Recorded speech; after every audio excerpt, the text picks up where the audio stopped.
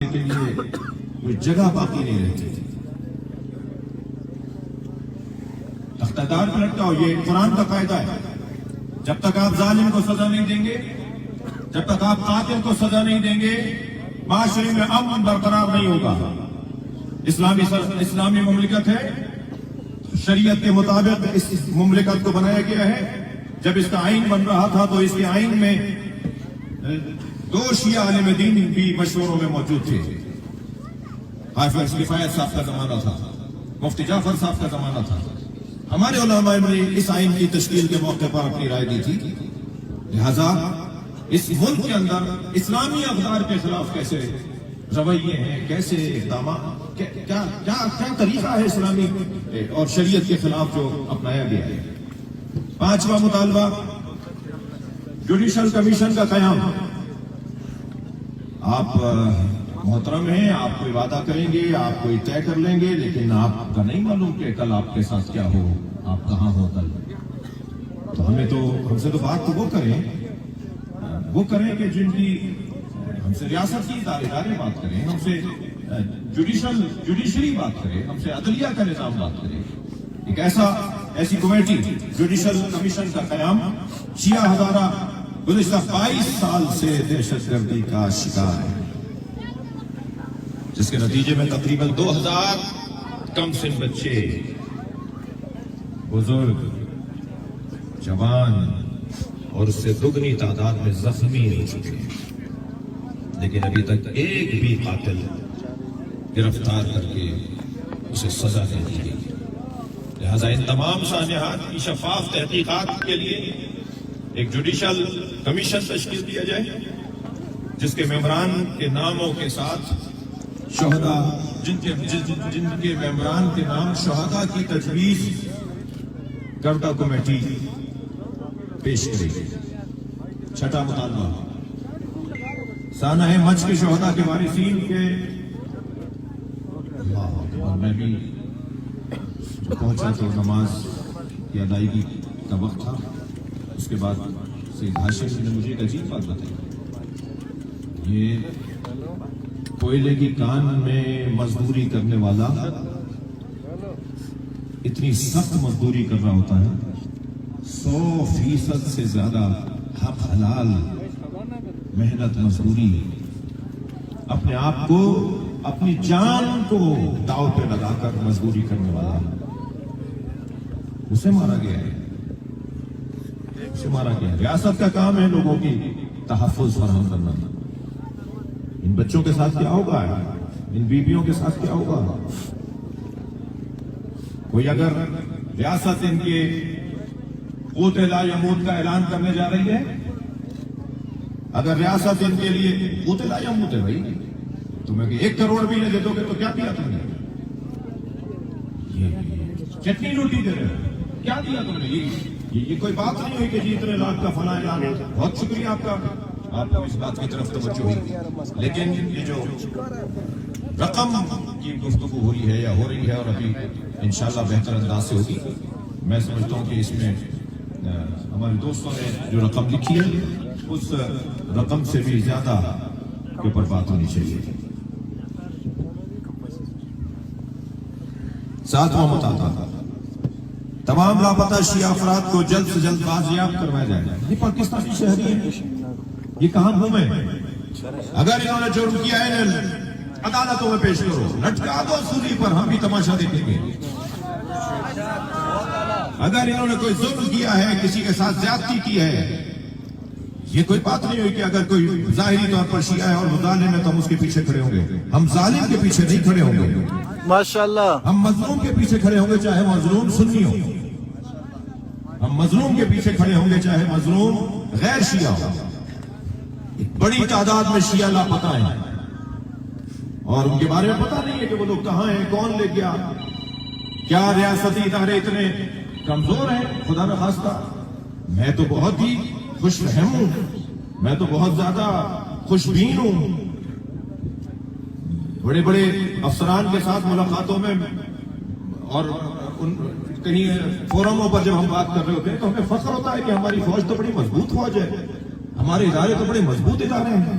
وہ مضبوط ادارے ثابت کریں نا کہ وہ مضبوط ادارے ہیں، اور وہ ثابت جب کریں گے کہ جب وہ لاپتہ افراد، وہ مسنگ پرسنز، وہ جو آج تک ان کی مائیں دروازوں پر آنکھیں بچھا کر، آنکھیں رکھ کر گھر میں رہ رہی ہیں۔ میں کراچی میں، اندرون سندھ میں، پنجاب کے کئی مسنگ پرسنز کی ماں کو جانتا ہوں جو روتی روتی روتی مر گئی، ان کے بچے نہیں آئے، ان کی بیویاں شرعی تعلیقی کیفیت میں معلق ہے۔ کیا ذمہ داری ہے ان کی؟ پتہ ہی نہیں ہے کہ زندہ بھی ہے، ہوتا ہے۔ ان کے بچے اپنے باپ کا رستہ تک رہے ہیں۔ تمام لاپتہ اشیاء افراد کو جلد سے جلد بازیاب کیا جائے، اور ہم نے کہہ دیا کہ اگر ان سے کوئی ظلم یا ان سے کوئی جرم ہوا ہے تو انہیں عدالت میں لاؤ، انہیں پیش کرو، انہیں سزا دو جو پاکستان کی آئین اور عدالت کہتی ہے۔ 8واں مطالبہ، بلال نورزئی کے قاتلوں کو غیر واقعی سزا دی جائے اور بے گناہوں کو جلد سے جلد رہا کیا جائے۔ 9واں مطالبہ، کوئٹہ، کراچی اور دیگر روٹس سمیت تمام مسافروں اور کول مائنز، یہ جو کوئلے کی کانوں میں کام کرنے والے مزدور ہیں، انہیں تحفظ فراہم کیا جائے، انہیں تحفظ فراہم کیا جائے۔ 10واں مطالبہ، ہزارہ قوم کی شناختی کارڈ، خواہ بلا وجہ ان کے شناختی کارڈوں کو روک لیا جاتا ہے، جی شناختی کے بلاک کر دیے جاتے ہیں۔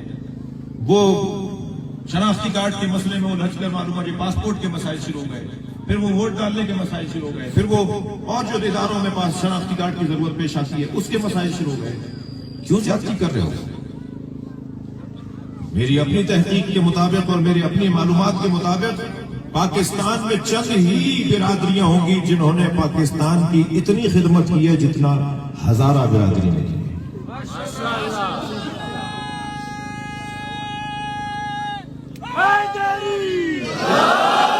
پاکستان کے ریاستی حفاظتی اداروں میں بڑے بڑے منصبوں پر فائز ہزارہ برادری، بڑی تعداد میں ڈاکٹر حضرات، انجینئر حضرات، سرحدوں پہ جان دینے والے افراد، اور تعلیمی دنیا میں امتحانات میں مقابلوں میں ٹاپ کرنے والے اور میڈل لینے والے افراد ہزارہ برادری سے۔ یہ پاکستان کا ٹیلنٹ ہے، یہ پاکستان کی قابلیت اور صلاحیت ہے۔ آسٹریلیا گیا میں آپ کی برادری کے ان جوانوں سے ملا جو یہاں سے گئے ان حالات کی وجہ سے۔ آپ یقین جانیے میں ایک سے یہ کہہ رہا تھا کہ تم پاکستان کا ٹیلنٹ کیا آسٹریلیا میں کیوں؟ میں نے زلفی بخاری صاحب سے کہا جب ہماری ان سے کچھ عرصے پہلے ملاقات ہوئی کہ ان کو واپس لے کر آؤ، یہ پاکستان کی قابلیت ملک چھوڑ کر چلی گئی ہے حالات کی وجہ سے۔ یہاں جب انہیں تحفظ نہیں ہوگا تو پاکستان کی قابلیت چلی جائے گی۔ پاکستان قتل ہوگا اگر کوئی ہزارہ قتل ہوگا، کوئی سندھی قتل ہوگا، کوئی پنجابی قتل ہوگا، کوئی پشتون پختون قتل ہوگا، کوئی بلوچ قتل ہوگا تو پاکستان قتل ہوگا۔ ہم ہر طرح کے ماورائے عدالت قتل کی مذمت کرتے ہیں۔ بلوچ برادری کے ساتھ بھی مذاکرات ہونے چاہیے اور ہو رہے ہیں۔ طالبان کے ساتھ بھی آپ نے مسئلہ سمجھی تو آپ مذاکرات کر رہے ہیں، لیکن کیا یہ برادری، یہ مظلوم، یہ انتہائی صابر لوگ، ان کا حق نہیں ہے کہ ان کو سنا جائے، ان سے بات کی جائے؟ ابھی مذاکرات کا عمل گزشتہ دنوں سے آپ کے ساتھ جاری ہے۔ اس وقت بھی کچھ ذمہ داران تشریف فرما ہیں۔ امید کرتا ہوں کہ مقامی اور حاضر اور بلوچستان کی اور خاص طور پہ کوئٹہ کی جو شخصیات اس وقت بھی اسٹیج پہ موجود ہیں وہ ان مطالبات کے پیش نظر کسی نتیجے پر پہنچیں گے، اور یہ بات یقین سے میں آپ کے ساتھ کہنا چاہوں گا کہ جو آپ کی آواز ہے وہی ہماری آواز ہے۔ ہم آپ کی آواز پر اور آپ کے مطالبات پر کھڑے ہیں اور توقع کرتے ہیں کہ آج رات تک کسی نتیجے تک ہم پہنچیں۔ اگر آج رات تک ہم کسی نتیجے پر نہیں پہنچے تو ہمیں پاکستان جام کرنا آتا ہے۔ لبیک یا حسین،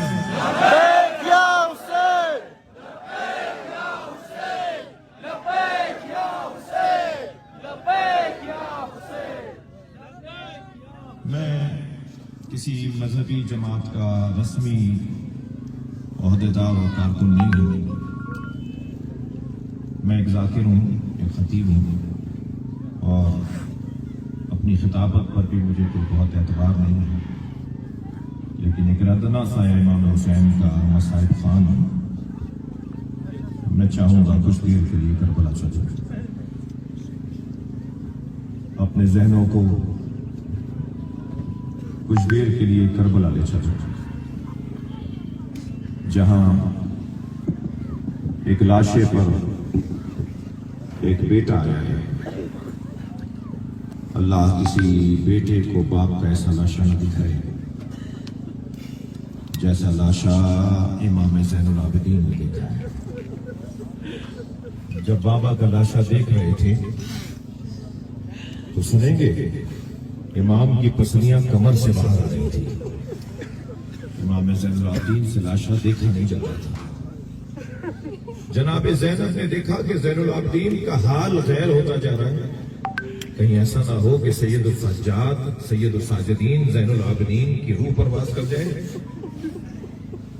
अज़ादारों, अजीजों, अगर मैं अभी इस मिंबर से नीचे गिर जाऊं ना, तो उधर से वो जवान उठेगा, उधर से वो भाई उठेगा, मौलाना चोट तो नहीं लगी? क्या हुआ था जो आप गिर गए? करबला में या हुसैन घोड़े से गिरे या करबला में ज़ैनब सवारी से गिरी? आगे बढ़कर कहा, ज़ैनुल आबिदीन ये तुम्हारा क्या हाल है? फरमाया, फूफी अम्मा 2 कदम आगे आइए और आके बाबा का लाशा देखिए।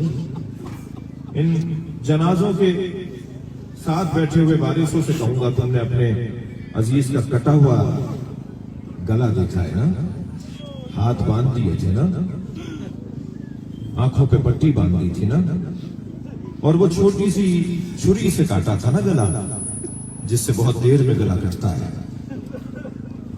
ऐसे हुआ ना?